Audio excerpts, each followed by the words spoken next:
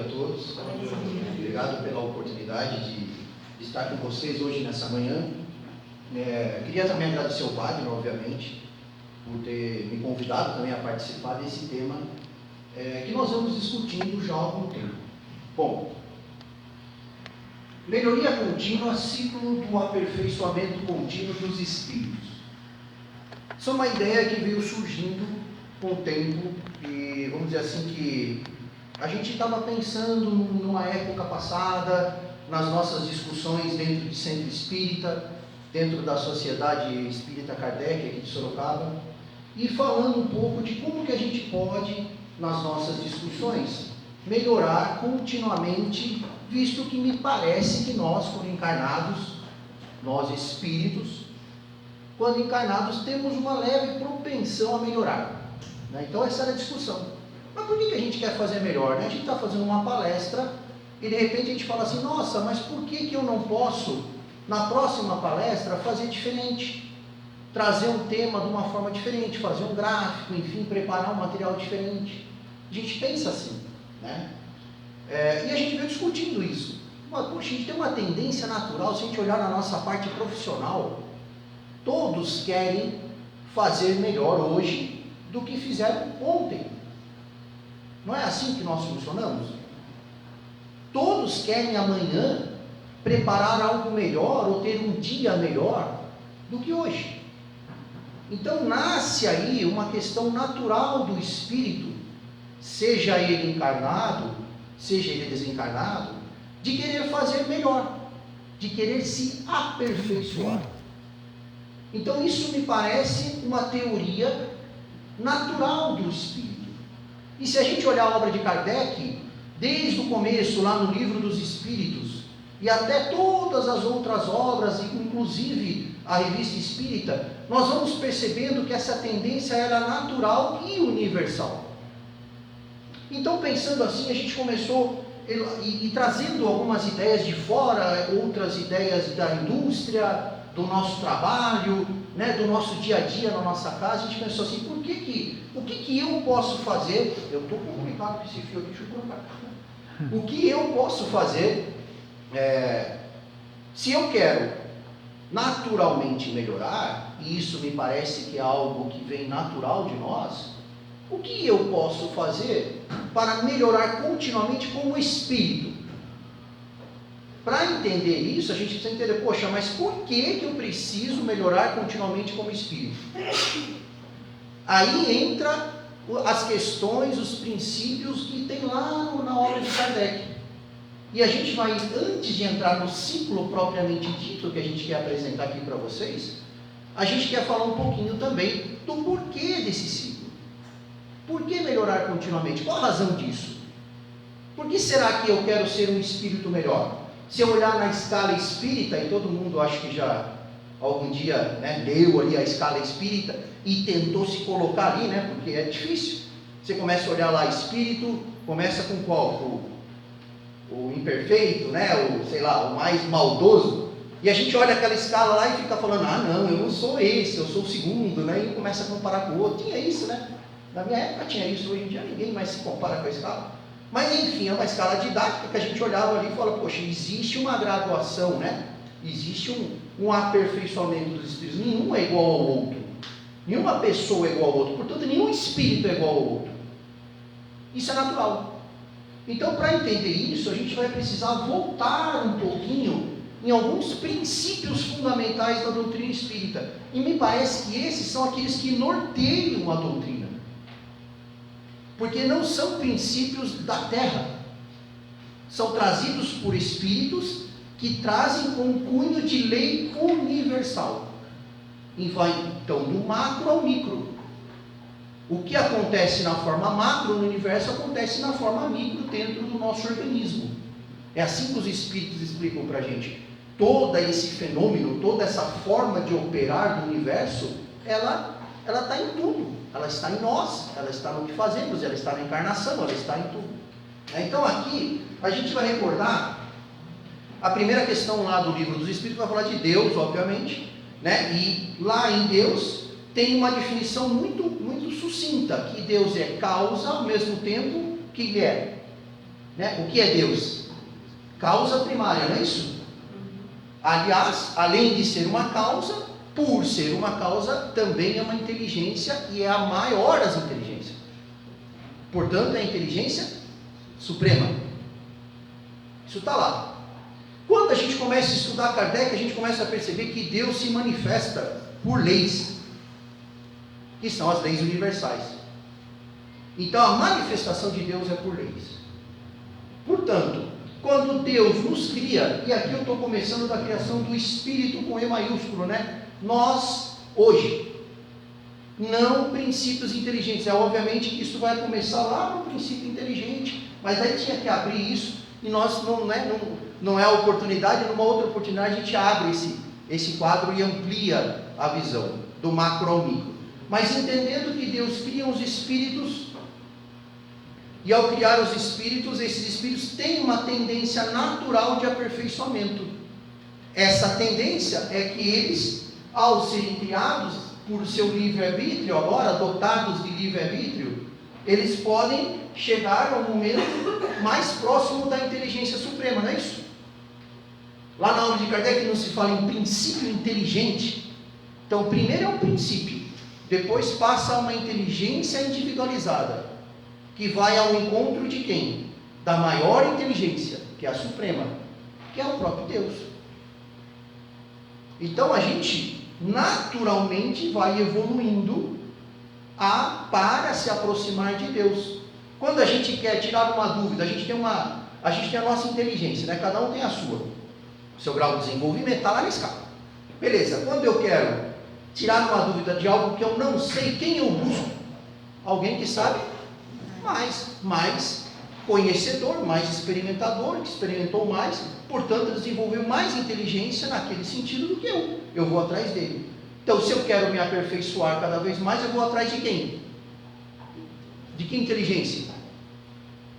Da Suprema. Pelo menos na lógica, né?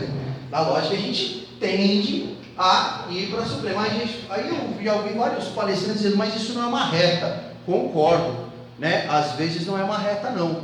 O sentido é um sentido único. Então essa reta aqui talvez ela represente o sentido de aperfeiçoamento que nós temos. A tendência natural de cada vez sermos melhores. Natural. Porque existe uma lei em Kardec que chama da lei de não retrogradação da alma. Ou seja, a alma quando conquista algo, ela não perde. Portanto, não tem como eu pôr uma flechinha no sentido contrário, eu não volto. A partir do momento que eu venci o egoísmo, eu conquistei aquela virtude pelas minhas experiências, eu conquisto, eu não perco mais aquilo. Então eu não volto. Então essa lei de não retrogradação comprova a tendência natural de aperfeiçoamento que nós temos. Portanto, nós não vamos para trás, sempre para frente. Essa é a ideia. Mas aí existe diferença, né? Porque tem uns que vão muito rápido para frente, tem uns que vão muito devagar e tem uns que ficam ainda paradinhos, né? Então a tendência de progressão, ela está aqui. Eu vou de simples ignorante buscar a minha perfeição, e a perfeição está ao se aproximar da inteligência suprema. É aí que está a perfeição. E eu vou me desenvolvendo. Pode ser lento, estacionário ou rápido. Agora vamos olhar esse gráfico de uma maneira com um pouco mais de razão. Qual é a melhor estratégia para o espírito, para nós? Qual é a nossa melhor estratégia? E hoje estamos juntos aqui encarnados, então nós estamos dentro de uma bolinha dessa. A gente pode achar que uma bolinha dessa aqui pode ser o quê? Várias encarnações, né? O que Kardec chama de reencarnações, espíritos que estão num estado que aguardam a sua próxima encarnação. Então, ora eu estou encarnado, ora eu estou desencarnado, eu estou errático, eu estou em estado de erraticidade, que é o espírito imperfeito ou bom, ou portanto que não é puro, que está esperando uma próxima oportunidade. Reencarna de novo, vira errático, reencarna de novo, vira errático. Vai mudando seus estados físicos, né? A moral é sempre a mesma, ele leva para tudo, né? E aí eu posso entender que essas bolinhas aqui são encarnações que eu vou passando, podem ser planetas que eu vou morando, pode ser eternidades, como diz Kardec, né? Para a gente chegar a Deus faltam algumas eternidades. Pode ser eternidades. Então, essa é uma tendência natural. O espírito, então, naturalmente avança. Portanto, se naturalmente avança, eu posso tentar avançar mais rápido. Essa seria a lógica. O caminho mais lógico para o espírito é de um avanço mais rápido. Como é que é um avanço mais rápido? Aí vem um ciclo. Aí que nós se inspiramos em ciclos que falam de melhoria contínua. Então eu preciso fazer algo continuamente para que eu vá melhorando coisas. Ao fazer algo contínuo que me leve a uma melhoria, se eu aplicar isso aqui, eu posso pegar lá em Kardec, algo dentro de Kardec que eu posso aplicar continuamente, que vai me ajudar a me aperfeiçoar mais rápido, porque é uma tendência natural do espírito. Tá? Então, essa é o resumão aqui a gente chama isso na obra de Kardec, Kardec chama isso de progressão do espírito. Nosso ciclo de progressão. Nós estamos aqui. Né? E aí alguns falam que não é reta porque é uma espiral, né? A gente vai e fica tentando, vai lento, vai rápido, dá uma acelerada, enfim. Vamos passando por esses momentos. Logicamente que a gente vai passo a passo, porque também está claro na natureza, nas leis de Deus, que o progresso não se dá de uma maneira abrupta, né? Ninguém dá grandes saltos, a natureza mesmo não dá saltos. Portanto, a evolução nossa, ela é cíclica. E se a gente entender que cada encarnação é a oportunidade de prática, quando eu estou em erraticidade, e eu estou lá me estudando, me instruindo, né? E lidando com os meus arrependimentos e com a minha situação moral, e eu me preparo para uma prática, eu vejo isso como uma oportunidade de aplicar algo aqui muito interessante, que me faça levantar um pouquinho esse degrau, ser um degrauzinho um pouco maior, que na próxima oportunidade eu vou fazendo isso até eu chegar lá, escalonado. Essa é a ideia, né? Quando a gente olha alguns espíritos que encarnam, você fala, nossa, o espírito já deu vários passos, né?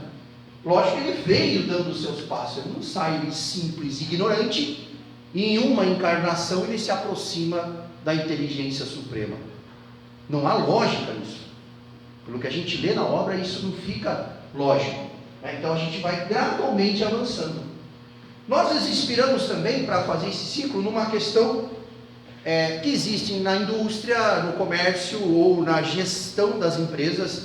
Né? Hoje a gente tem algumas empresas que são normatizadas, elas seguem normas. A gente chama de normas de gestão. Como é que eu faço as coisas? Como é que eu trabalho aqui? Tem uma norma que diz como é que você tem que fazer, né? Em termos ambientais, enfim. Existem normas aí no mundo. E a gente começou a olhar que essas normas no mundo empresarial, elas estão baseadas em melhoria contínua. Que empresa hoje que não quer melhorar continuamente? Se ela não fizer isso, ela morre, ela fecha. Não é assim? Nós estamos num mundo que é assim. Então nós que somos também parte de empresas, nós temos isso em nós, queremos fazer melhor, portanto a gente reflete isso na empresa, a empresa também quer fazer melhor. Então se criou um ciclo, né? Um ciclo que vinha sendo muito estudado na era da qualidade, né? A gente chama de ciclo de Deming, que era um pensador que estruturou esse ciclo, que ele, além de ele servir para questões de empresas, de organizações, ele também está meio que intrínseco ao nosso dia a dia, porque esses pensadores, eles não criavam as coisas do zero, eles observavam como que as coisas funcionam. Então se a gente for observar, quem aqui faz bolo, ou já fez bolo alguma vez? A pergunta é difícil, né? Então tá bom, eu também já fiz alguns, vários dão certo, vários dão errado, não é verdade? Então o que acontece? Quando a gente faz um bolo, qual é o primeiro passo que a gente vai, antes de fazer um bolo, o que a gente precisa? Primeiro ter a vontade de fazer o bolo, né? Não está no ciclo a vontade, pode estar no planejamento, né? Mas é vontade, eu quero fazer um bolo, vou agradar alguém ou eu mesmo, vou fazer um bolo. Aí eu preciso saber o que eu uso para fazer o bolo e qual que é a fórmula, né? Qual que é a receita, quanto tempo, e aí que a coisa começa a enrolar. Mas beleza, eu preciso ter algo antes de começar a fazer o bolo, eu preciso pelo menos pensar no bolo. As mais ou os mais experientes tem na cabeça já, né? Você já viu já viu o bolo, né? Já fez uma fotografia do pensamento do bolo e aquela coisa, mas isso é um outro assunto. Vamos lá. E aí eu vou, depois que eu pensei no bolo, eu passo a executar o bolo, não é isso? Fazer mão na massa. Olha como é natural. Fazendo o que é? Mistura, estou lá preparando, colocando na forma, aquela coisa toda que a gente faz. Ao mesmo tempo que eu estou preparando, executando o meu bolo, eu também fico de olho no bolo. Não fica? Quem é que não fica? Quem que não acende a luzinha do forno? Quem que não abre o forno e o bolo murcha? Não é assim? Quem fica preocupado, fica de olho no, né? De olho não, né? Sentindo o cheiro, para ver se não está queimando alguma coisa, não é assim? Sente o cheiro de queimar, fala, meu Deus, vou perder o bolo. Então, tudo isso, você está fazendo, acompanhando. Então, você já planejou na sua cabeça, você já começou a fazer, e a partir do momento que você fez, você está acompanhando o bolo ali, como é que ele está saindo. E o final, o que é? Comer. Tiro o bolo, e eu vou avaliar e vou dar uma opinião. Geralmente, é nessa fase do ciclo que a gente fala assim, poxa vida, podia ser melhor. Não é? Podia ser melhor. Na próxima vez, eu vou fazer diferente. E aí que volta o ciclo para lá. Quando eu for fazer esse bolo novamente, eu vou usar outros ingredientes, vou mexer na fórmula, vou fazer de novo, vou acompanhar de novo, vou avaliar de novo e falo assim, poxa vida, podia ficar melhor, nunca mais acertei aquele bolo. E aí eu volto a tentar fazer de novo, e toda vez que eu faço isso, eu não estou tentando melhorar? Então, é natural do ser humano querer fazer as coisas cada vez melhor. Esse é o ciclo de melhoria. Isso que os pensadores olharam para a gente, olharam para como que a gente funciona e falaram assim, poxa, eu vou dar um nome para esse cara aí. Eu vou chamar isso de PDCA. Primeiro, sempre eu planejo. Depois que eu planejei, de alguma forma, pode ser até em pensamento, eu executo. Conforme eu executo, eu vou avaliando, checando aquilo que eu estou executando se está de acordo com o planejamento. E no final eu avalio tudo. Se o que saiu foi uma boa checagem daquilo que eu executava de acordo com aquilo que eu planejei. E é isso que a gente faz naturalmente. E eles chamaram isso de ciclo PDCA. Portanto, se a gente funciona assim, por que não agora entrar em Kardec e olhar assim, o que eu faria em planejamento segundo Kardec? O que eu posso fazer em execução segundo Kardec? Qual tipo de acompanhamento que eu posso fazer segundo Kardec? E que tipo de avaliação eu faço segundo Kardec? Porque se eu descobrir isso, eu aplicar esse ciclo, eu vou melhorar cada vez mais como espírito segundo Kardec. Então essa que é a ideia de a gente trazer o ciclo, e ele vai começar, e agora eu vou chamar o Wagner para falar sobre o ciclo, com primeira parte. Planejar, segundo Kardec, é se esclarecer. Esclarecimento.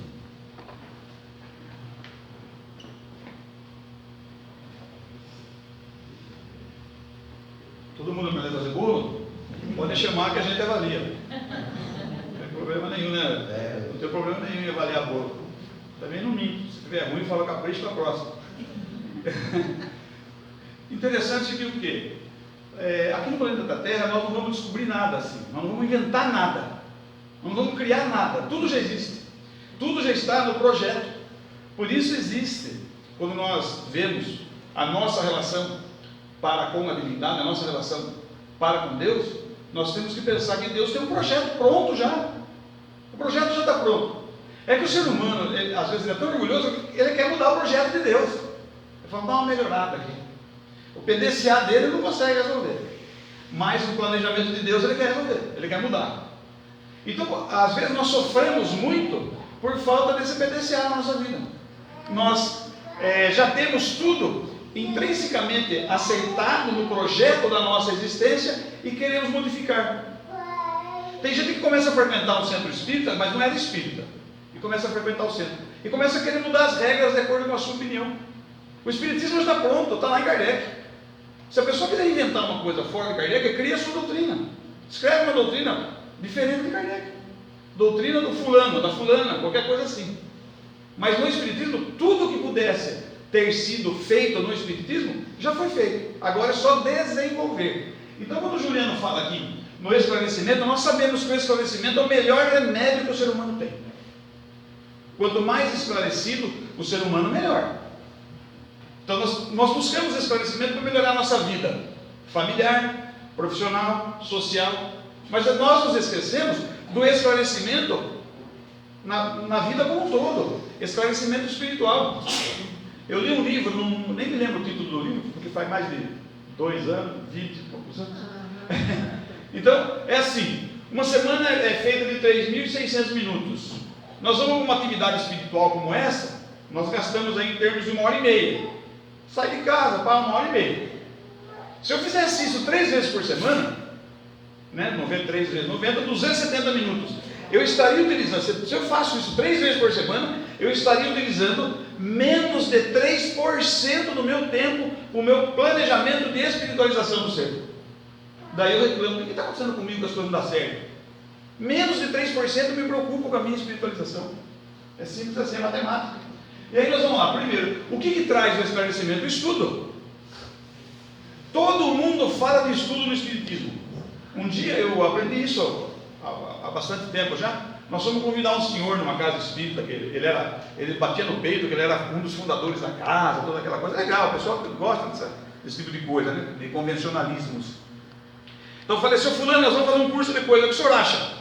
Eu já estou me preparando para estudar como desencarnado. Como encarnado não dá mais. Eu estudo bastante. Eu falei, o senhor estuda bastante na onde? Na minha casa. Na sua casa o senhor estuda, desculpa falar. Estudar significa desenvolver senso crítico sobre o que se lê. Eu preciso contextualizar, discutir, conversar sobre aquilo que eu estou estudando para entender o material que está lá. Não é para entender o que eu interpretei daquilo. Quando eu faço um estudo sozinho, eu tenho a minha opinião a respeito daquilo, que às vezes, consciente ou inconscientemente, diverge muito daquilo que o autor da obra se propôs a trazer para nós. E nós nos esquecemos disso. Eu costumo falar do Juliano, as pessoas são diferentes, os espíritos são diferentes. Eu leio um livro e pego partes do livro, eu enxergo partes do livro. O Juliano, ele lê um livro e pega o contexto todo do livro. Ele pega a ideia do autor. São diferentes níveis de intelectualidade, nós temos que respeitar. Por isso que a gente tem que discutir junto, conversar, e esse estudo junto é extremamente importante. Nós temos que estudar, e o ambiente que nós estudamos, nós é que fazemos esse ambiente. O ambiente do interesse, do vínculo, de preocuparmos uns com os outros. E aí nós vamos partir para a prática. Porque as pessoas acham que estudar Espiritismo é só estudar Kardec lá. Você estudou Kardec? Estudei. Então você já leu as 21 obras? 21? Não é 5? Não, é 21. Só a Revista Espírita tem 13. Mais o livro Uma Viagem Espírita no ano de 1862, mais os 5 livros, mais o que é Espiritismo. As pessoas às vezes até se esquecem. Qual é a indicação de estudo que Kardec dá para a gente? Primeiro, o Livro dos Espíritos. É uma sequência de estudo que Kardec dá. Primeiro, o Livro dos Espíritos. Segundo, o Livro dos Médiuns. Não é isso que ele fala? Terceiro, a Revista Espírita. O que é o Espiritismo ele colocou ali, porque ele fez depois, né? O que é Espiritismo depois da Revista Espírita. É a sequência de estudo proposta por Allan Kardec. Aí eu vou partir para a prática. O que é a prática espírita? De vez em quando as pessoas perguntam, o que você é? Eu falo, sou espírita. Daí o cara fala, praticante. Tem gente que fala, eu sou de tal religião, mas não praticante. Como que eu sou da religião e não sou praticante? Eu fico meio dúvida. É ou não é? Né? Você é marido daquela mulher? Não, eu sou praticante. Eu sou marido não praticante. Sou esposa não praticante. Tem isso aí? Existe ou não? Alguém que é um marido não praticante? Dos praticantes, a mulherada já está mandando embora. Mas não é? Se não for praticante, então, nem entra no lar. A gente faz essas brincadeiras que é para despertar um certo interesse na gente. Porque o que é a prática espírita? Fora da caridade não há salvação. Isso não é místico, isso é científico. Eu estudo, aprendo e pratico a caridade. Cada qual pode praticar a caridade tudo igualzinho, nós não somos diferentes. Cada um tem uma habilidade e ou destreza diferente do outro. Um consegue enxugar ferida, outro consegue levar alimento, outro usa o seu tempo no esclarecimento dos outros, outro usa o seu tempo, e assim vai. É praticar a caridade. Então o Polis hoje leu aquele texto da indulgência. Vocês viram alguma coisa de denotação faccional no texto de indulgência? Não tem facção. Não escolhe um grupo ou outro. A indulgência que ele fala ali, indulgência do Espírito, nem da sua religiosidade ele fala. Então eu costumo dizer o seguinte: o texto da indulgência devia ser bem grandão para me pôr no painel do carro, todo dia. Indulgência e homem de bem. Porque a pessoa, toda vez que eu estou no trânsito, eu freio para xingar, eu falo, opa, indulgência. Abro o vidro para reclamar, eu falo, homem de bem. Bem na minha frente ali. Não é prática? Como é que aquela brincadeira lá, nós fizemos uma brincadeira, uma vez eu fiz uma palestra sobre isso. Numa semana, vamos praticar, hoje é domingo. Amanhã, segunda-feira, todos nós vamos fazer um acordo com nós mesmos. A prática da caridade, nós vamos exercitar. Amanhã nós não vamos reclamar. Não vamos reclamar de nada. Se aparecer político, eu sou indulgente.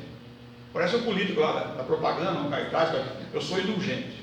Vou encontrar uma coisa boa para falar dele. Não reclamo de nada. Se a comida em casa estiver salgada, eu falo, nossa, salgadinho, gostosa da comida hoje. Não vou reclamar de nada do trânsito, não vou reclamar do país, não vou reclamar do salário. Se queimou o bolo, não vou reclamar. Olha que situação. Amanhã não vou reclamar de nada, vou fazer um exercício. Na terça-feira, nós não vamos falar mal, não vamos criticar. Não vamos criticar nada. Não vamos criticar sistemas, não vamos criticar a população, não critica nada. Segunda não reclama, terça não critica, na quarta eu perdoo. Não é isso? Não reclamo, não critico e perdoo. Na quinta eu começo de novo. E vou fazendo para ver quanto tempo eu consigo ficar. Se vocês conseguirem mais do que algumas horas, já pode buscar o troféu lá em casa que eu dou, porque ele está melhor que eu. Nem que a gente não queira, nós estamos tão habituados a reclamar, criticar e não perdoar, que é difícil fazer isso aí. Mas faz o exercício. Porque essa coisa aqui da caridade, a turma só pensa que é doar alimento, fazer aquilo, muito pelo contrário. Qual é a verdadeira caridade do livro dos Espíritos? É o BIP, não é? Benevolência, indulgência e perdão das ofensas. Isso é caridade. Benevolência. O que é benevolência? O outro está numa situação que ele precisa de alguma coisa minha, eu vou e dou. A benevolência é doar, entregar alguma coisa. Eu sou benevolente. Indulgente, aceitar todas as diferenças, aceitar as situações e ainda perdoar. Isso é caridade. Então às vezes as pessoas falam, nós precisamos fazer caridade assim. A obrigatoriedade de caridade é da individualidade ou das individualidades. A instituição, nenhuma instituição tem obrigação de caridade, porque a instituição não está buscando o caminho da perfeição lá para encontrar com Deus. Quem está buscando somos nós, individualidades, espíritos com E maiúsculo, como citou muito bem o Juliano. No livro dos Espíritos, quando ele escreve espírito com E maiúsculo, é espírito individualizado. Já começou, já tem pensamento contínuo e já começou o processo das suas reencarnações. Com E minúsculo, são partículas e princípios inteligentes. A gente quer entrar no mundo das partículas, mas são princípios inteligentes. Ainda não são individualidades. Então nós, espíritos com E maiúsculo, nós somos um conglomerado de princípio inteligente. Aí nós vamos dando continuidade lá para ver o que acontece. Se praticar tem que ter caridade, é o trabalho. Eu aprendo lá no estudo, utilizo a caridade e vou trabalhar. Vou trabalhar baseado no quê? Naquilo que eu aprendo, com os meus recursos, com as minhas diferenças, com as minhas potencialidades e com as minhas limitações, sim, porque todos nós as temos. O que eu critico do outro? A qualidade ou a falta de potencialidade? As limitações. Nós reclamamos do outro pelas suas limitações. Porque se for reclamar só das minhas limitações, eu vou precisar viver várias encarnações só para reclamar das minhas limitações. Então reclamo dos outros, né? É mais fácil. Isso em psicologia chama-se transferência de responsabilidade. Não é? A gente reclama do outro, porque senão passa a reclamar. No processo de avaliação a gente começa a reclamar da gente. Tudo que se faz no centro espírita é trabalho. Um dia nós temos a obrigação de defender a nossa fé. Eu acho que isso deveria ser intrínseco. Mas um cidadão que é de uma filosofia que não curte muito o espiritismo, ele disse assim, viu, eu já estudei Kardec. Eu falei, olha que legal, estudou profundamente? Não, então não estudou. Como é que eu estudo Kardec? Se tem 21 obras, eu li 10 questões do Livro dos Espíritos, não estudei Kardec. Mas ele falou, eu já estudei Kardec e tal. Daí ele falou assim, lá no centro espírita que você vai, tem trabalho? Eu falei, cara, tem trabalho em todo lugar. Até aqui, por exemplo, no nosso ambiente de trabalho, era para você estar trabalhando e não conversando comigo. Por isso que chama trabalho. Eu sabia o que vinha por trás, né? Daí ele falou assim, lá no centro que você participa, tem trabalho, e desce espírito. Eu falei, nunca olhei embaixo da mesa. Eu tenho outras coisas para fazer. Então eu não vou ficar olhando embaixo da mesa, embaixo das coisas, ver se desce, da onde que vem. Eu não consigo ver isso aí. Porque vocês, porque não sei o quê. Ele falou, que nem você é tonto. Eu falei, sou mesmo. Mas não precisa jogar na cara, assim também. Eu falei, você é tonto. Quanto você ganha cada palestra que você faz? Eu falei, ganha bastante experiência. Vou exercitando. Não, você tem que cobrar, não ganha nada, além de tudo é tonto. Sabe o que acontece? São pessoas que querem avaliar o nosso trabalho.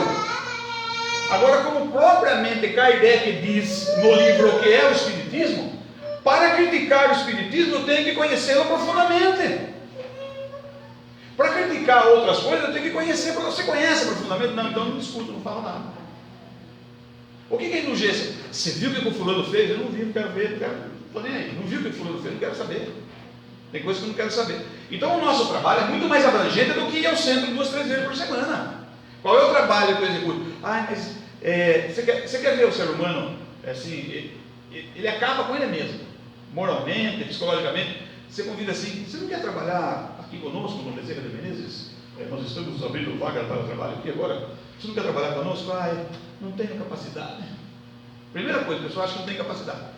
Sabe o que ela já falou que não tem capacidade? Porque no convite anterior que ela recebeu, ela falou que não tem tempo. É assim. Quando nós somos convidados ao trabalho na doutrina espírita, nós não temos tempo, não temos capacidade, não temos moral. As 3 primeiras desculpas.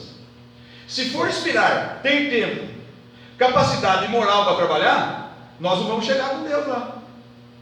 Aquela letra lá, nós vamos ficar lá. Qual que é a sua atual condição espiritual? Condição de estátua. Não faço nada, estou parado. Mas eu só posso doar 5 minutos, não interessa. Nós temos que pensar, o que eu posso fazer? Todo mundo tem talento, não tem ninguém que não possa oferecer nada. E ninguém que não esteja precisando de nada. Por isso, no centro espírita diz assim, tudo que é feito com boa intenção é trabalho. Então um só passo dado com boa intenção é trabalho. Aí a junção, trabalho, caridade e trabalho. E olha que interessante, pensamento. Kardec sempre associa, tanto que no Evangelho tem lá, prece e pensamento. Sempre associa o pensamento. Como é que eu modifico o meu pensamento se eu não trago numa escala o esclarecimento, o exercitamento na caridade e no trabalho? Como é que eu vou mudar meu pensamento? É possível mudar o pensamento? Mas eu consigo mudar o pensamento de hoje para depois do almoço? Eu consigo dormir hoje à noite como Wagner e acordar no estado evolutivo de Jesus amanhã? Não dá. É através do trabalho que eu vou conquistar isso, modificando o pensamento. Por que nós fazemos reuniões? Porque os pensamentos, quando estão reunidos, aumentam em quantificação e potencialidade, o resultado é melhor. Por isso nós precisamos trabalhar e estudar em grupo sempre. Sempre estudar e trabalhar em grupo. Não podemos esquecer jamais disso. Porque se eu conseguisse me desenvolver através desse processo sozinho, sem estar num grupo, eu ainda seria egoísta. Eu não ia chegar lá, no final da reta do Juliano lá. E aí nós vamos lá. Vigilância. Essa coisa do orai e vigiai de Jesus. Nós já somos especialistas. De uma forma de interpretação errônea, mas nos especializamos. No orar a gente pede. E no vigiar a gente vigia a vida dos outros. É uma especialização errônea que nós fizemos. Agora nós temos que reverter o processo. Nós temos que orar, se quiser orar, vai orar com Deus, vai conversar com Deus, para que facilite a sua vigilância. Vigiar a mim mesmo. E essa questão da vigilância é interessante porque fala-se da prece. Uma vez um amigo meu, de uma outra casa espírita, foi na casa espírita que eu trabalhava, assistiu o trabalho do movimento fraterno. Ele me perguntou, eu percebi uma coisa, por que você faz prece para todos os espíritos que se comunicam? Eu estava como dialogador, por que você faz prece para todos? Eu falei, antes eu faço o quê? Ele falou, como assim? Antes de fazer a prece, o que eu faço? Você pergunta para o Espírito se ele quer ou não. Eu falei, então, se ele não quer, eu faço? Não, ele não quer pressa. Se a pessoa vai conversar com o Espírito no trabalho, você deseja uma prece? Não, não quero, eu não sou adepto a negócio de prece, não. Tudo bem, meu companheiro, tem que respeitar você, não tem? Eu fui numa data comemorativa aqui de Sorocaba, de uma instituição aí militar, uma vez chamaram um pastor, que era da instituição, um padre, e eu fui representando o movimento espírita de Sorocaba naquela época, porque eu presidia a USE naquele momento. E então eu cheguei lá, começaram a discutir, falei, não, pode deixar por último, vamos prestigiar o anfitrião, que é o pastor da casa, depois foi o sacerdote, depois foi o comandante, que falou assim para mim, antes de eu começar, falou, Wagner, adoro sua fala, mas eu desejo que você seja estritamente ecumênico, exageradamente ecumênico. Eu falei, comigo mesmo, deixa comigo. Fui lá e falei, contei piada, a turma riu, não tem problema nenhum, fiz lá. Quando terminou, o comandante veio e falou, Wagner, eu não falei você ser estritamente ecumênico? Eu disse, falou. Eu não fui? Não, você não falou de Deus? Eu falei, se eu sou exageradamente ecumênico, eu tenho que respeitar o Deus, não posso falar de Deus. Sabe que eu nunca tinha pensado nisso? Foi em terminologia. Por isso que no Espiritismo, às vezes as pessoas confundem as coisas, na hora da prece, na hora do trabalho, do pensamento, do estudo, porque não entendem o que a palavra quer dizer e usa a palavra de uma forma inadequada. A terminologia ecumênica não diz que é religioso. Eu tenho que respeitar o ateu. Ele falou, eu tenho que tomar cuidado para conversar com você. Eu falei, não tem que tomar cuidado. Falou para ser ecumênico, você devia falar, seja espírita, seja qualquer outra coisa, mas ser ecumênico eu tenho que respeitar aquele que não acredita em Deus. Ele não aceita, não acredita em Deus. Ele falou, eu não tinha pensado nisso. Por quê? Terminologia. Então a terminologia do Espiritismo é importante. Nós já arrumamos vários apelidos aí, continuamos usando e vamos usar. Quer ver um apelido difícil de tirar do Espiritismo? Passe. Mostre Kardec para mim lá onde está escrito passe. Não está escrito. Fomos nós que arrumamos e demos um apelido, que veio do antigo magnetismo, de períodos anteriores a Franz Anton Mesmer, cientista radicado na França, austríaco, mas radicado na França, que passe significava passar as mãos sobre aquele que vai ser magnetizado. O movimento das mãos sobre o magnetizado. Isso não é espírita, mas nós usamos e vai ser difícil acabar. Como é que nós vamos falar fluidoterapia sempre? Eu falo, gosto, sempre falo, fluidoterapia.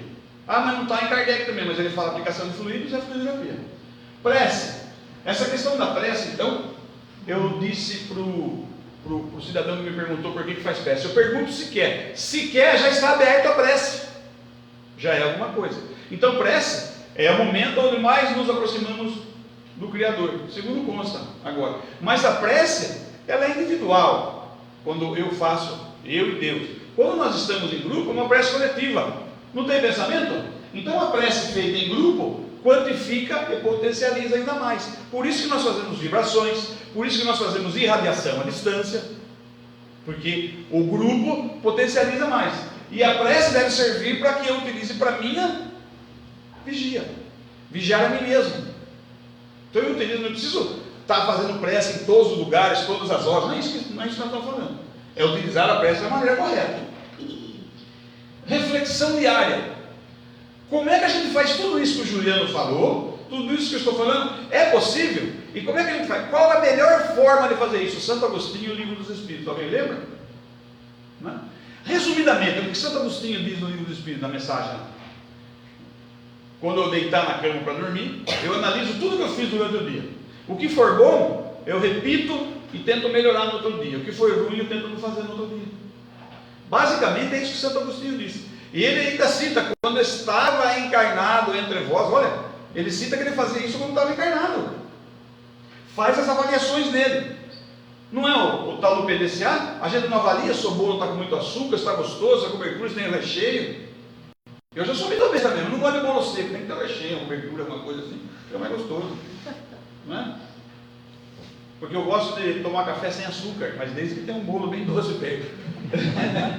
Então essa reflexão diária, Santo Agostinho nos ensina no Livro dos Espíritos como é fazer. E se é melhor, não sei, mas é o que nós temos de melhor até agora, é o que Santo Agostinho nos ensina. O que nós temos de melhor até agora é aquilo lá. Eu analiso o que eu fiz, o que for errado eu tento descaracterizar, o que for certo eu tento repetir melhorando. Que é o processo que o Juliano falou de melhoria contínua. Então ninguém inventou nada, só analisa o que a humanidade faz e melhora. Se a gente fizer isso em relação a nós mesmos, a coisa fica mais legal. E aperfeiçoamento moral.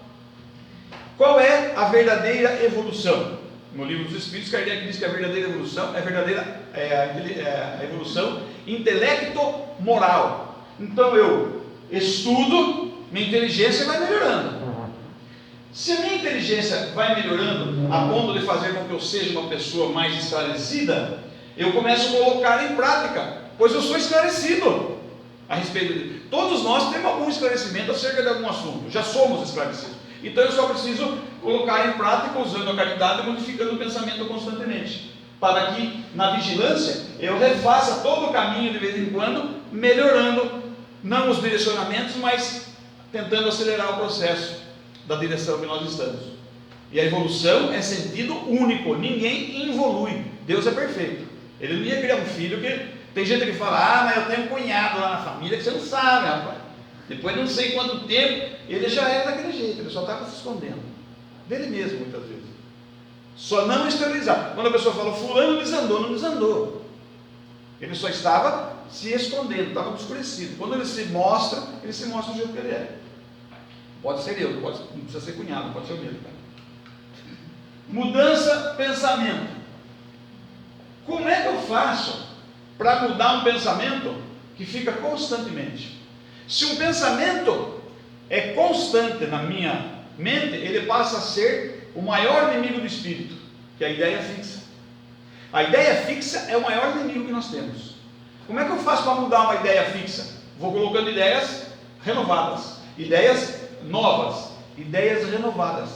A ideia fixa é como se fosse um copo d'água mais barrenta possível. Então eu vou colocando água limpa até que fique a água totalmente límpida.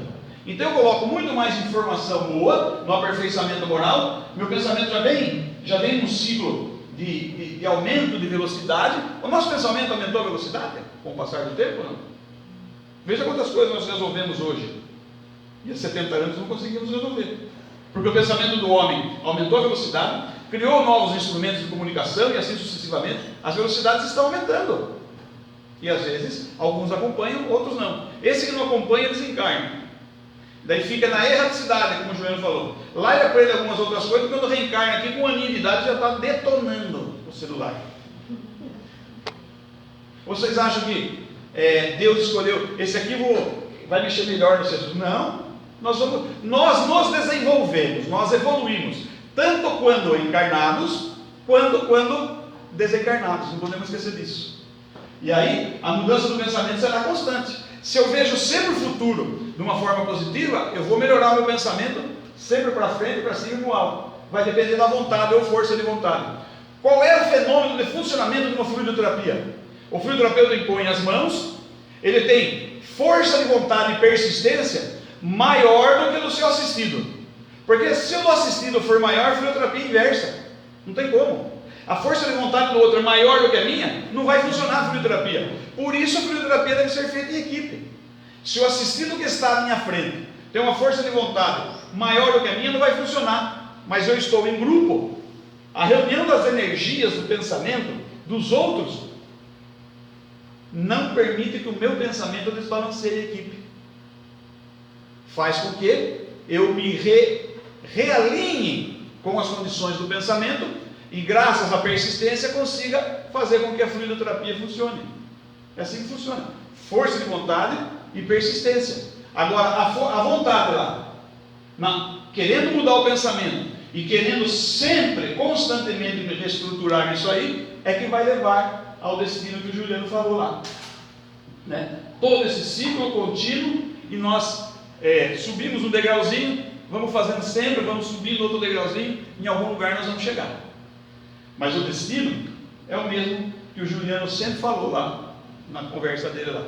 O sentido é, nós espíritos, agora individualidades espirituais, a caminho da inteligência suprema. Todos nós somos inteligentes, não tem nada, não inventamos nada, está tudo no livro dos Espíritos, só que é livro dos Espíritos curto. E nós só não podemos esquecer de uma lembrança de Galileu no capítulo 6 do livro A Gênese, na uranografia geral, que ele diz assim: O universo é solidário. Então, se eu me mexo nesse ciclo aí, eu estou sendo solidário com alguém que está sendo solidário comigo, e eu entro na solidariedade universal. Os planetas são solidários entre si, os sóis são solidários entre si, as galáxias são solidárias entre si. E por que nós, homens, espíritos encarnados e ou desencarnados, não podemos ser solidários? Talvez nós já estamos no caminho e nem nos apercebemos. Um grande e feliz domingo a todos. Muito obrigado pela atenção e até o nosso próximo encontro.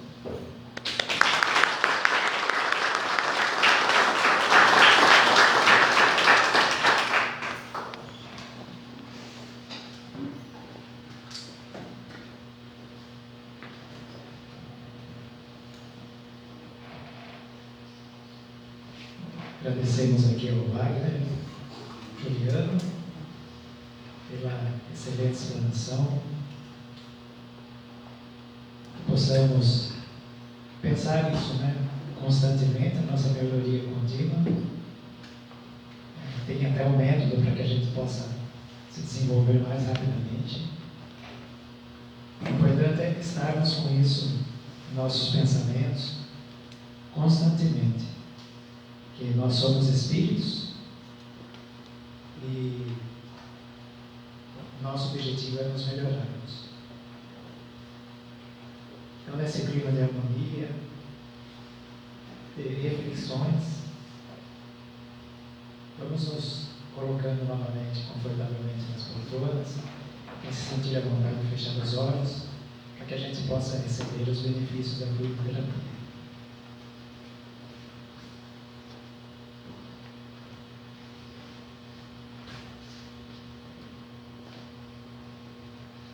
Conectando as energias desse ambiente, vamos mantendo nossas boas vibrações para que vocês possam receber paz, que é a união de energias que vem do plano espiritual, se juntam com as dos passistas e as do ambiente.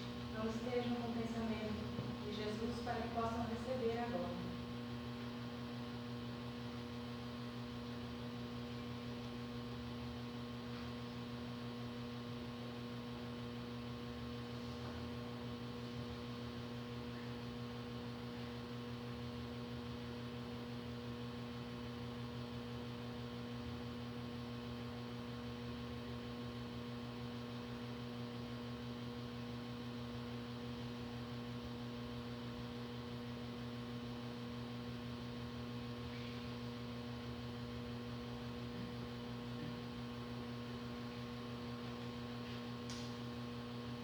E agora, vamos orar.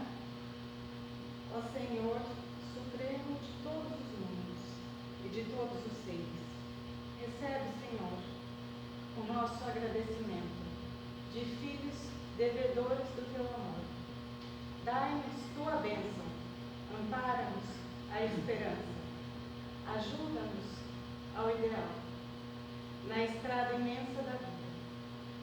Seja para o Teu coração, cada dia, nosso primeiro pensamento de amor. Seja para a Tua bondade, nossa alegria de viver. Pai de infinito, de amor infinito, dai-nos Tua mão generosa e santa. Largo é o caminhar, grande o nosso débito, mas inesgotável é a nossa esperança. Pai amado, somos as Tuas criaturas, raios divinos de Tua divina inteligência. Ensina-nos a descobrir os tesouros imensos que guardaste nas profundezas de nosso viver. Auxilia-nos a acender a lâmpada sublime, da sublime procura.